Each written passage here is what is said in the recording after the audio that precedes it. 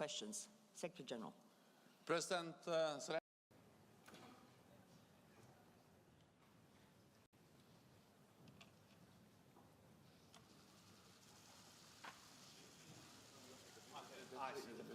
I see. Thank you so much. Hello. The Secretary General and the President will make their introductory statements, and then they'll have time to take some questions. Secretary General. President Zelenskyy, dear Volodymyr, welcome to NATO. It's great to see you again. Always a pleasure to meet with you. And it's truly an honor to have you here at the NATO summit. When President Putin invaded Ukraine last year, he underestimated the bravery of the Ukrainian people, the courage of the Ukrainian forces, and the determination of the Ukrainian political leadership. But he also underestimated the unity and strength of the NATO alliance. NATO will continue to stand with you for as long as it takes. NATO allies have provided tens of billions of dollars in support over the past year. And now we have agreed a three-part package bringing Ukraine closer to NATO. A multi-year program of practical assistance, establishing a new NATO-Ukraine Council, and reaffirming that Ukraine will become a member of NATO and removing the requirement for the membership action plan. Our new multi-year program of assistance for Ukraine will help you transition from Soviet era to NATO equipment and standards, and will make Ukraine's forces fully interoperable with NATO. The inaugural meeting of the NATO-Ukraine Council will start in a few minutes. This is a forum where Ukraine and NATO allies will meet as equals, hold crisis consultations, and jointly take decisions. Ukraine is now closer to NATO than ever before.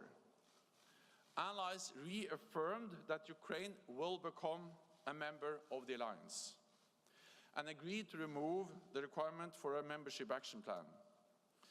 This will change Ukraine's membership path from a two-step process to a one-step process. And we will issue an invitation for Ukraine to join NATO when allies agree that conditions are met. This is a strong, united message from allies on your path to NATO membership. We must ensure that when this war ends, there are credible arrangements in place for Ukraine's security, so that history does not repeat itself. I therefore welcome that many allies will today commit to providing long-term security assistance to Ukraine. This will help deter any future aggression from Russia after this war ends. And it complements the support provided by NATO. The decisions made here in Vilnius mark the beginning of a new chapter in the relationship between NATO and Ukraine. Today, we meet as equals. I look forward to the day we meet as allies. And again, a very warm welcome to you. Please, Volodymyr. Thank you so much. Шановний Єнсе, пане генеральний секретар, Єнсе, I will speak Ukrainian if it's possible, okay? Шановні присутні, шановні... Dear everyone, dear journalists, I'm pleased to see such an attention to our summit and such an expectation of news, good news. Security is something that is obviously lacking right now, and our cooperation here in NATO of all partners is something that will definitely fill the security deficit. Ukraine is already and will always be a contributor to our common security. Security is our key objective for the NATO summit for all the meetings and for all of our communications. First, I would like to welcome the extension of the mandate of Mr. Secretary General for another year, and I thank you, Jens, for your support. I highly appreciate this. Thank you. Second, we have now discussed in detail the situation regarding the confrontation with Russia, what we're doing for the sake of peace and security, and what we can still do to give more protection to our people. This primarily concerns the security and defense assistance from our partners, and I'd like to say that we have some positive news on the new packages of defense support coming from our partners. And here in the summit, we already have a number of meetings, we have a number of arrangements, and I'm grateful to all those leaders who offered these packages of support to us. Thirdly, we discussed the expectations of NATO summit. Now, it's important that Ukraine will not need a membership action plan on its way to NATO, and I would like to extend words of gratitude to you, Jens, for these important steps. I know how many conversations or arrangements were to be made for such an event. We have taken a long path in interoperability with NATO, and our soldiers have a good expertise in cooperation with NATO, and they have proven they can well use the weapons, and they proved that the global democracy is far stronger than the terrorist attacks and terrorist threats. And even during the full-scale war against Russia, Ukraine continues to conduct reform, and in the process of our EU integration, we have clearly outlined what do we need to do, and we're doing that.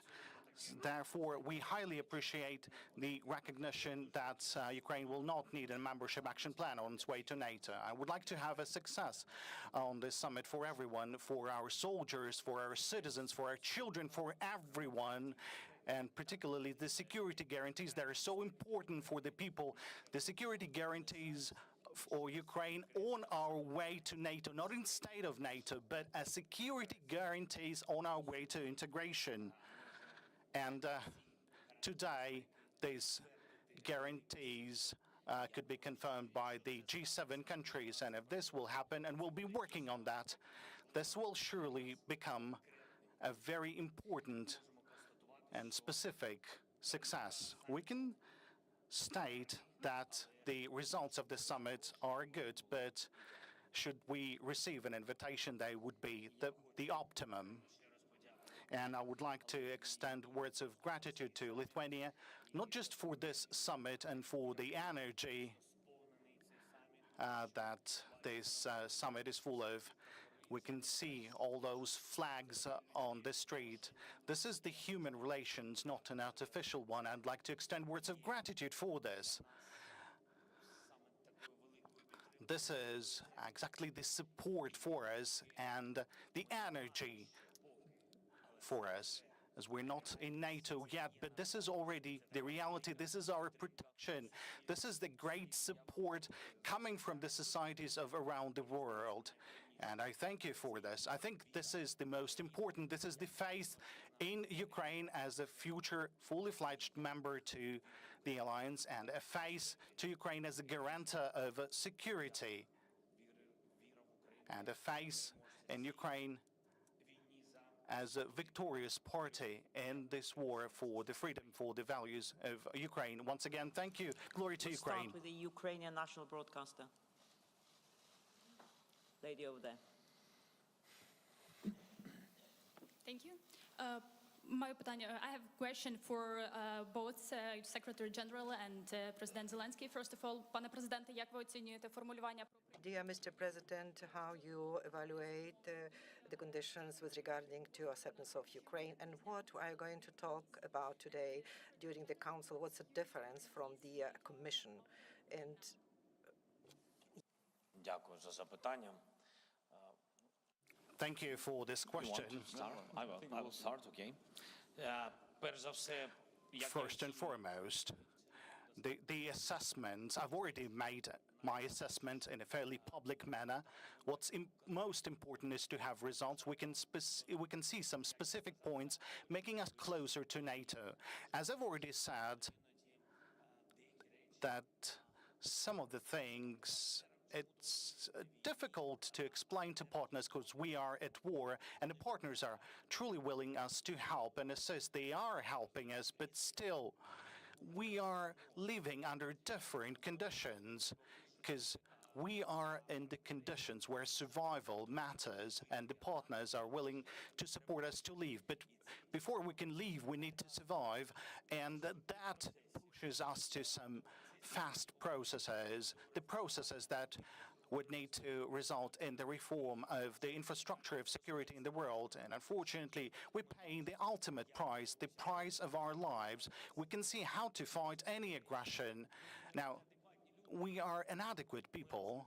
We clearly understand that partners are helping us with weapons, and this is a moment of survival. This is something that we need.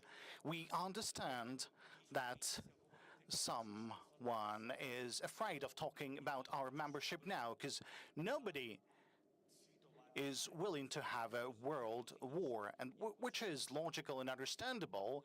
I want everyone to understand that we are civilized and adequate people. Ukraine is fighting, and it truly understands that Ukraine cannot be a member nation to NATO as long as the war continues on our territory. This is absolutely clear, but those signals are important. Those signals that would have been mentioned in bilateral meetings with Secretary General, with partners, and I had a number of meetings already, those statements about Ukraine becoming a member nation of NATO, and already we can hear some confident statements when the conditions will be met. My understanding is that when it will be secure on our land, on our territory. The establishment of the NATO-Ukraine Council is one of the three elements in the package we agreed today to ensure that Ukraine comes even closer to NATO and to NATO membership. And the purpose of that decision is to strengthen the political ties, is to strengthen the political interaction between NATO and Ukraine. The Council is different from the previous Commission, first and foremost because this is a body that can make decisions, and we meet as equals. It's not 31 allies meeting a partner, it's a council that actually make decisions where we meet as equals. We can meet at the level of heads of state and government, as we will do today, at the ministerial level, defense foreign ministers, ambassadorial level. We can also meet at the military level with our chief of defense, and other experts groups can be established. So this is a much stronger, much more important political entity than to just have a partnership. This is something we do together as equals. But again, this is one of the steps we are taking to move towards a membership. Today we meet as equals. I look forward to the day we meet as allies. But this is an important step and an important contribution to that process. Okay. Sky, first row here. Thank you. I'm Deborah Haynes from Sky News. President Zelenskyy, you came here wanting a time frame for membership. You'll be leaving with warm words as well as more weapons and new security guarantees. Have the Allies done enough to show their support, or do you still think that their position on Ukraine joining NATO is absurd? And most crucially, might this lack of an invitation undermine the morale of your forces fighting right now on the front line? And Mr. Secretary General, the Kremlin has just said it's a dangerous mistake for the West to give security guarantees to Ukraine. Are you worried that the Allies are taking a step closer towards direct war with Russia?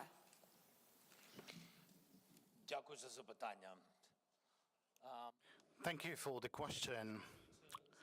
As for the invitation,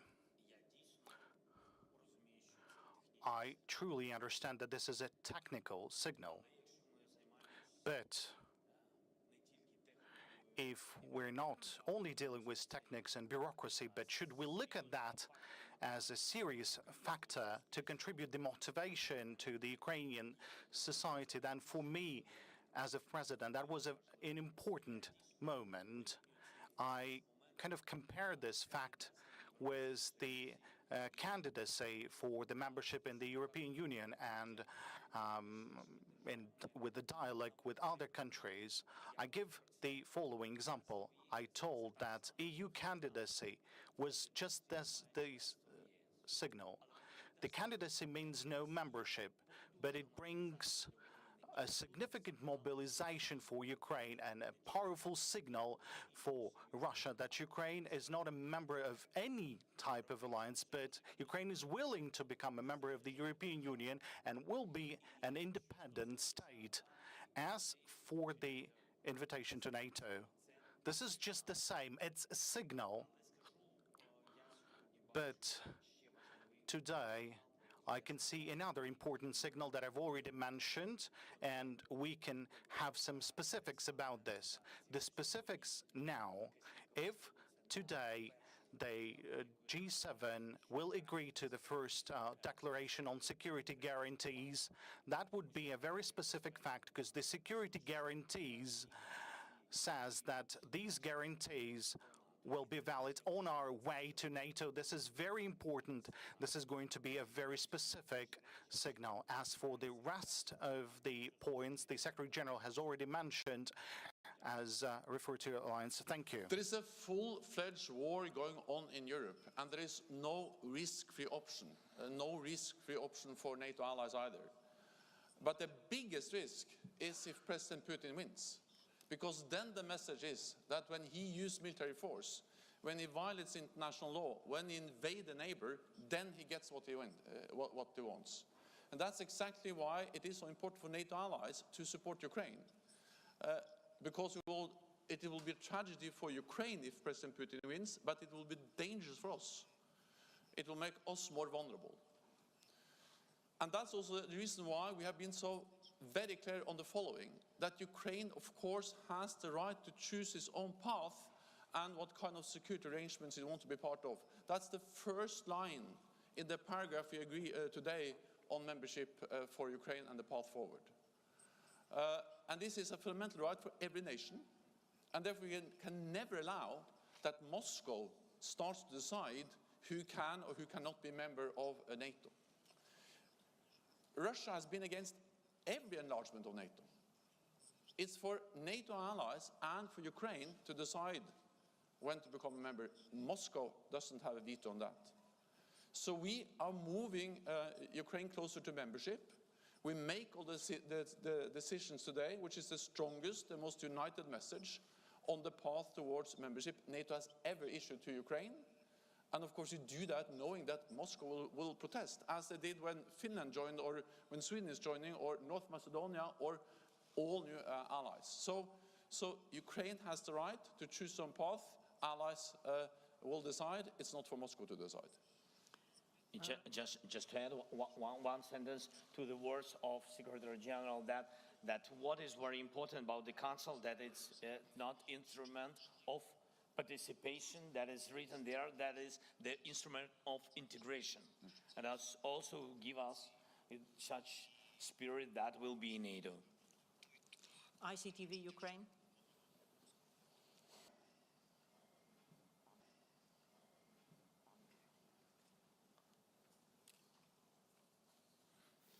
I have two questions. Volodymyr, ICTV. I have two questions, one for the President of Ukraine and one for the Secretary General of NATO. Mr. President, what do you expect of today's meeting of the G7? What guarantees do you think might be additionally granted to Mr. Secretary General, this new Council NATO-Ukraine, how is it going to be different from the Commission NATO-Ukraine that could be blocked by, say, Hungary or any other members and had issues functioning? How this can be technically achieved? Thank you. As for today's meeting, as well as the security guarantees. First, I would like to tell you that these are not auxiliary aspects. We don't have real security guarantees from our partners. I mean, legally, we have actual security guarantees. There's financial, there's guarantees in the form of sanctions, there's assistance and defensive support. And that could be the first legal document that symbolizes the fact that we have a sort of a security umbrella, a first document, and later on Ukraine will have bilateral documents with every security guarantor for Ukraine, and it will cover all those aspects that we already have or those aspects that we're lacking now, like air defense, like aircrafts, like military aircrafts. Now, all those aspects will be considered on a bilateral level. Besides, this document, the security umbrella, will allow the other countries, in addition to J7 countries, to join. So this would be an opportunity for other partners to join as well. And we've already started to have conversations with other partners that are already friends with us, but they're not part of the G7, but now will join. I think that's a very important next step. Well, the Council will be chaired by me, the Secretary General of NATO, and I can convene the Council. So that cannot be blocked by individual allies or members of the Council. It can also be convened by individual member states for crisis consultations. So if President Zelenskyy wants to convene a meeting of the NATO-Ukraine Council, he can do so. It cannot be blocked. Because we are meeting as equals, we have decided what we are going to address, including crisis consultations, can be called by any member of this council. So this is something new, it's something different, it's a strong political tool for further political integration and also for decision making. So this is one of the elements in the decision we are taking today to move Ukraine closer to NATO and NATO membership, and you should all appreciate that. CNBC, just behind you. Steve Sedgwick from CNBC, sir. President Zelenskyy, can I just follow on the security guarantees issue? Because security guarantees have been in place for the best part of the last 30 years. They didn't prevent 2014 in Crimea. They didn't prevent 2022. What is it about security guarantees that will make a difference this time, firstly to yourself, sir, and your country, but also to the attitude of the Russians and to Vladimir Putin? He's looked at previous security guarantees and he's ignored them, and he's invaded anyway.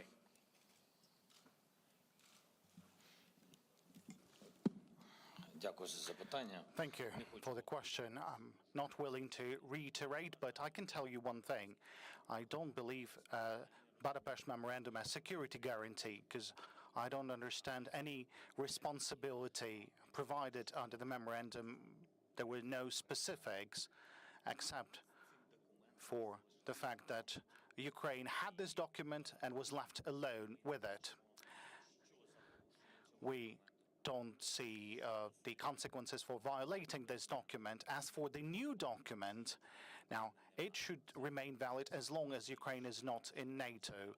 And we understand that the best guarantees for Ukraine and for Ukrainians is to be in NATO. This is clear because there's already the examples. And I would like to underline once again, we don't see any member nations of NATO that are at war now, that are dying, that are suffering, that are defending their own country. That is why we understand that the best guarantees for Ukraine is to be in NATO. On our way to NATO, we would like to have the security guarantees and to have them permanently, so that they would make our relationship to other countries even more powerful. We would like to have a document so that the assistance wouldn't be based only on our personal relationship, but to have it written in the document. And today's framework declaration and security guarantees will open up the possibilities for the strong bilateral documents. We'll take one last question, USA Today. Lady here, second row. Zelenskyy. Later this afternoon, you'll meet with President Biden. What are you hoping to accomplish in the meeting, and how do you plan to convince him that Ukraine is ready for NATO membership? When you meet with President Biden, also, beyond the cluster munitions that the U.S. has said it will provide Ukraine, what other military assistance are you seeking from the Biden administration that you have not yet received? And for Secretary General Stoltenberg, how quickly do you expect NATO nations to be able to provide the F-16s that President Zelenskyy has been requesting?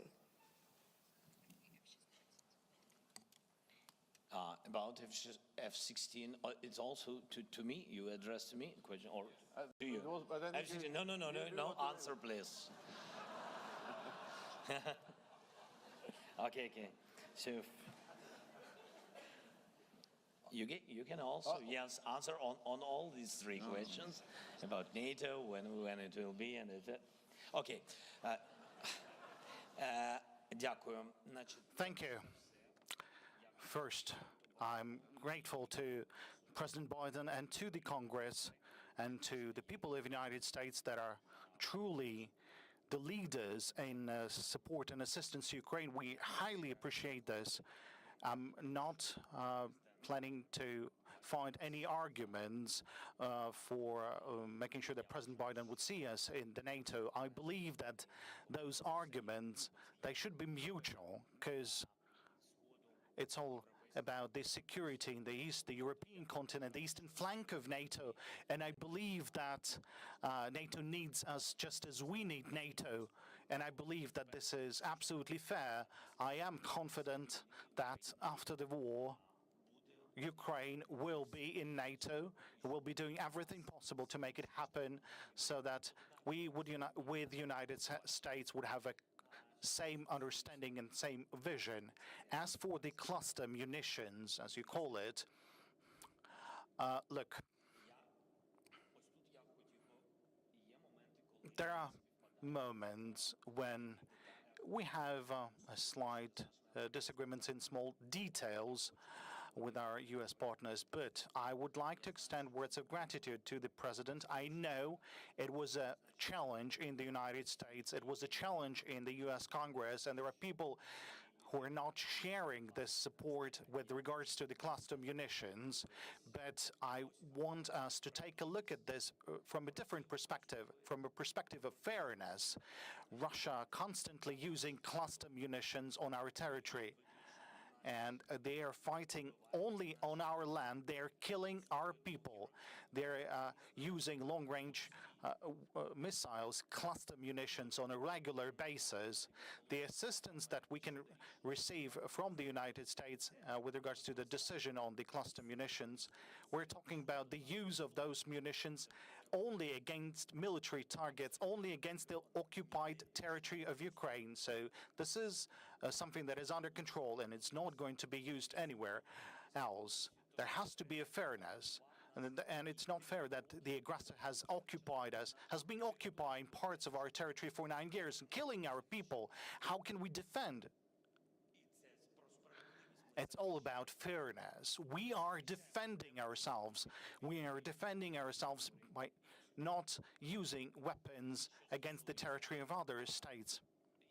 As for the other support and assistance, we do need long-range weapons. This deficit remains, and I will raise this issue. Yesterday, a group of NATO allies established a coalition to provide training for F-16 fighter pilots from Ukraine. This is an initiative originally initiated by the Netherlands and Denmark. I welcome that several other allies have now joined in. Some preparations have already taken place, and training will start as soon as possible. What allies have informed us is that training will actually start this summer. So this is something which is now happening. Last time I saw a list, I think it was 10 or perhaps even a bit more allies which are now part of this coalition. And they are eager to start as soon as possible. And of course, this will then enable a later decision also to provide F-16s. So training starts as soon as possible, and based on that, decisions will be made on providing fighter jets. Let me just add that, of course, guarantees, documents, councils, meetings are important. But the most urgent task now is to ensure enough weapons to Ukraine, to President Zelenskyy and his armed forces. And therefore, it has been extremely important that under this meeting, we have seen new announcements from NATO allies. France has decided to deliver long-range cruise missiles. Germany just announced yesterday a new big package of more air defense systems, more armored vehicles.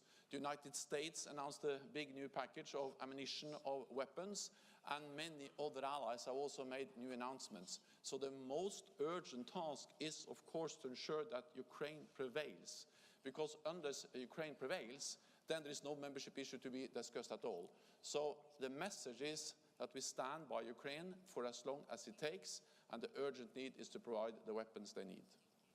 Thank you very much. This concludes this press conference. The Secretary General and the President will now proceed to the inaugural meeting of the NATO-Ukraine Council.